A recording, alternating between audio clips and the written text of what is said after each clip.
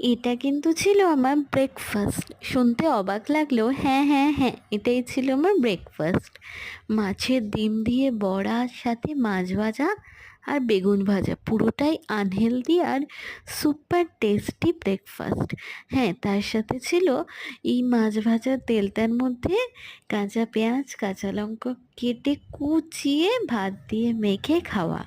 এটা খেতে যতটা টেস্টি হতে পারে আনহেলদি না, অতটাও আনহেলদি নয়, কারণ ঘরের তেলেই তো রান্না করা।